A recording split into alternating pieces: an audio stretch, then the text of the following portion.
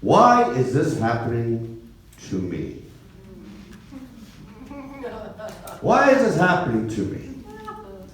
You know, most people are born in their sleep, grow up in their sleep, marry in their sleep, breed in their sleep, and die in their sleep.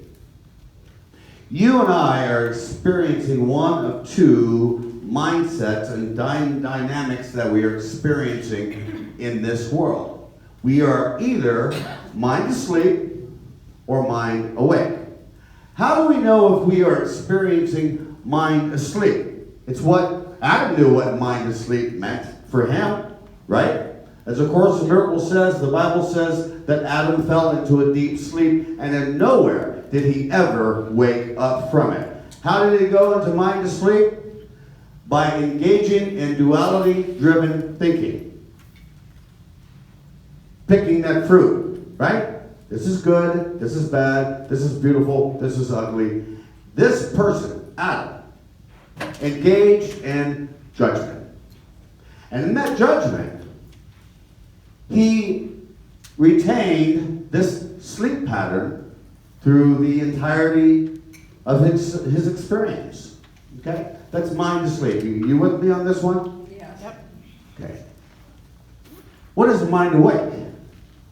Mind awake is waking up from the illusion of separateness that you and I dream about from time to time. We are here to awaken from the illusion of separateness that we play and dance with from time to time. You all with me? Say yes. Yes. Okay. So who wants to be experiencing yourself as mind asleep or mind awake? Awake. Awake. I need it with a little bit more conviction, a little bit confidence.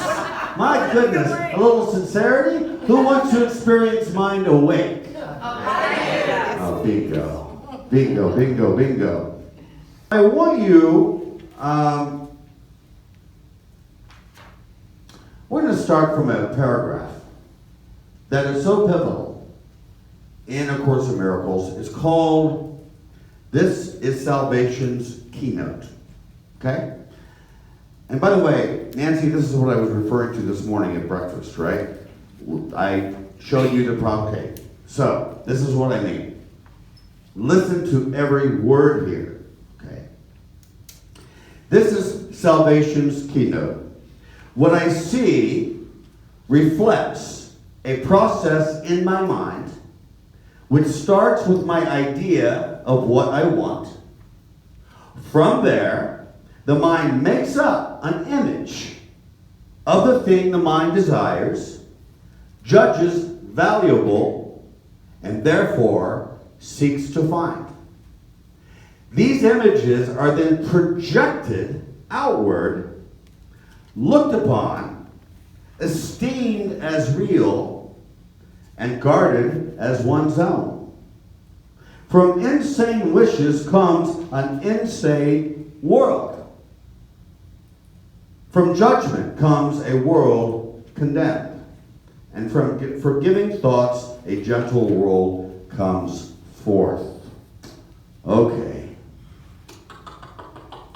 Joan, you were in Boston, right? Can you come up here and help me? All right, good. So why don't you stay right here, okay? Okay. You all heard that from the Salvation's Keynote, right? From A Course in Miracles. Now, keep in mind that what we are discussing through this entire discussion this morning, this next 3 hours, is dream states. Say that two words with me.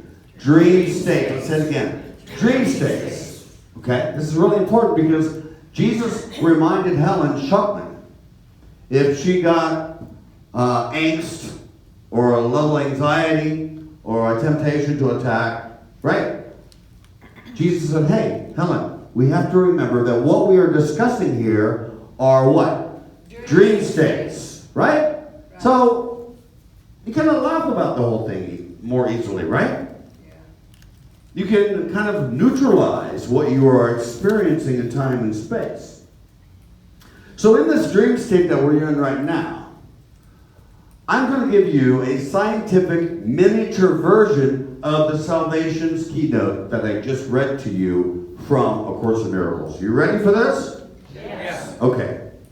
So, Joan, who's a good photographer, by the way, she was wonderful in Boston. I meant to include you, that you were there too. Okay. Scientifically, keep in mind, my spouse is a scientist. Period. My friend is a neuroscientist. My other neighbor in Coconut Grove is a neurosurgeon. Okay. And I have played and danced with science since I was a little boy. Okay? When I read this excerpt from the Salvation's keynote from A Course in Miracles, I thought, boom, I got it. I understand what's happening in the dream state, what's happening in a symbol that we call the body or the brain. Okay? So, cutting edge science shows us that right now, the photons, the light clusters, is going through Joan's eyelids right now, and is focused on the back of her retina. Okay? Okay?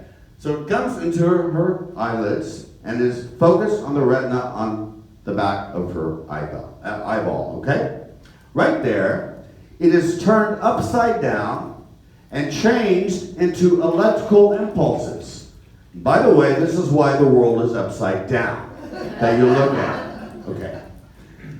Okay, so it is changed to electrical impulses. Then it travels right here through the neurons to the back of her brain. Okay, let's go back here. Goes back to the back of her brain. The occipital lobe in the visual cortex in the back of her brain. You with me? Yes. Okay. From there, it is then projected on an inside screen in her head. Okay? Now, stay right there. Because this is the first subtitle about this section that I'm talking about, is don't betray your hardware. Don't betray your brain. Okay? Now, here's the rub about her brain, her skull. Okay? Anil Seth is a professor of cognitive neuroscience at the University of Sussex in England. Okay. And he says this: the brain, Joan's brain, is locked inside of a bony skull. And all it receives are noisy sensory signals that indirectly related to objects in this world.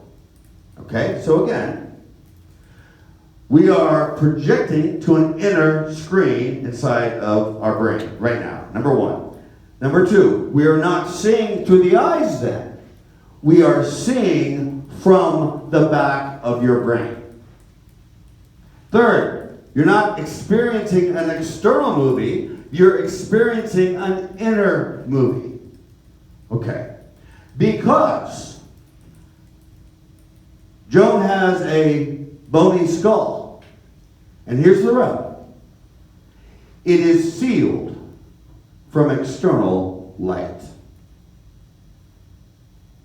So any quote-unquote light that she's looking at right now is nothing more than an illumination that is producing from the back of her brain.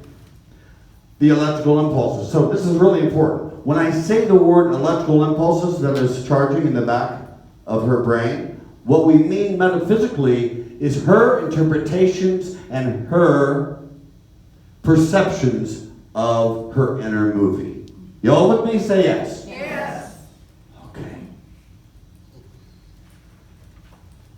Consciousness can hallucinate all the time.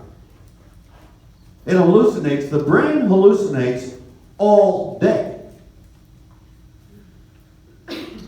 So what she is experiencing then is what A Course in Miracles refers to as the darkened glass of the ego. Or as Jung refers to it as the shadow. Okay? Or as A Course in Miracles also refers to it as the darkness. Okay? So basically, she, from an egoic mindset, is literally living and moving in a darkened room in the back of her brain. Y'all with me? Yes. Okay. Let's say it this way, Joan. Here, you can have a seat. So, Joan, I don't want to make you uncomfortable. No. But it's on my list. The first thing, make everybody uncomfortable. Okay. So that means this. Joan is not sitting in this room. This room is in Joan's mind. You get it? Yeah. You understand this? Yeah. Sit on this for a moment. You are not sitting in this room scientifically, metaphysically, psychologically, or spiritually. This room, this center, St. Louis, this country, this world is in your mind and not the other way around. You all get this? Say yes. Yes.